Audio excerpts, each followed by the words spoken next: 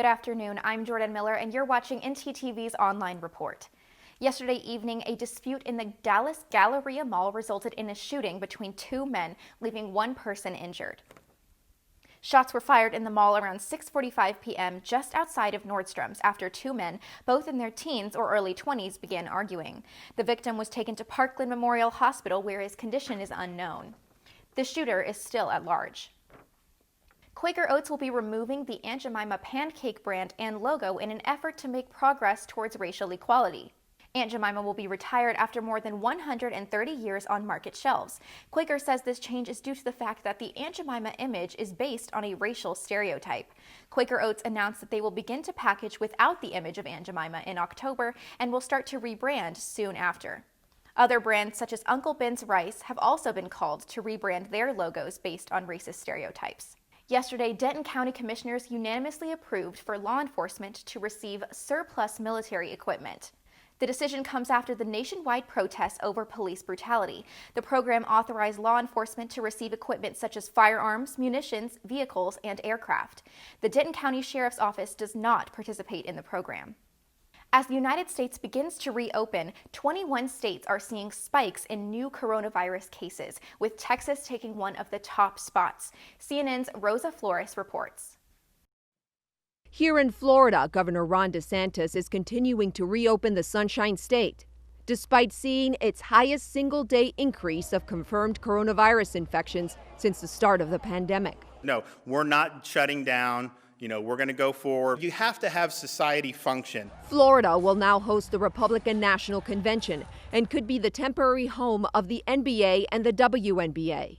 But as crowds return to public spaces like restaurants and malls, a warning from one woman who says she's one of 16 friends who tested positive after visiting a recently reopened bar in Jacksonville.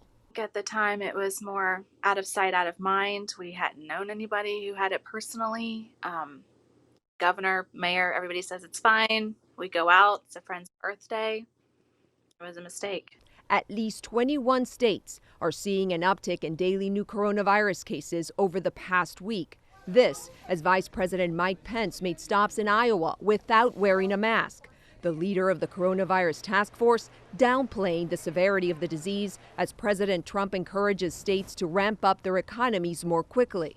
Pence, writing in a Wall Street Journal op-ed, "The media has tried to scare the American people every step of the way, and these grim predictions of a second wave are no different. We've slowed the spread, we've cared for the most vulnerable, we've saved lives. That's a cause for celebration." The problem is the pandemic is not done with us. Unfortunately, it's still in the early days. If we do not want to end up with hundreds of thousands of deaths across the country by the time this whole thing is over, we've got to change course and really move towards suppressing this virus. On a call with governors Monday, the vice president making this claim. In most of the cases where we are seeing some marginal rising number, that's more a result of the extraordinary work you're doing expanding testing.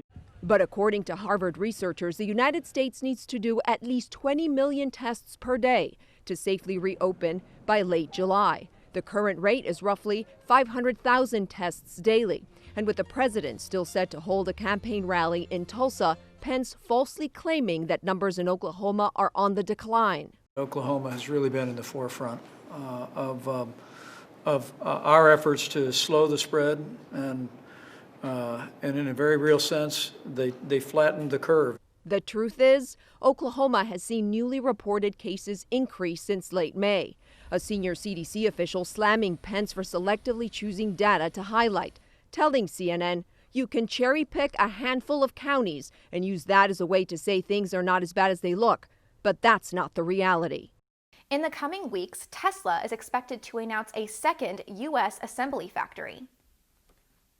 Though no location has been confirmed yet, the United Auto Workers Union says the government in Travis County, Texas, has been meeting with Tesla behind closed doors. In March, CEO Elon Musk said a new U.S. plant would be somewhere in the center of the country to better serve the East Coast market. The main factory is in Fremont, California, but is already exceeding capacity. For the latest news, you can follow us on Twitter at ntTV_news. Thanks for watching, and join us again tomorrow for ntTV's online report.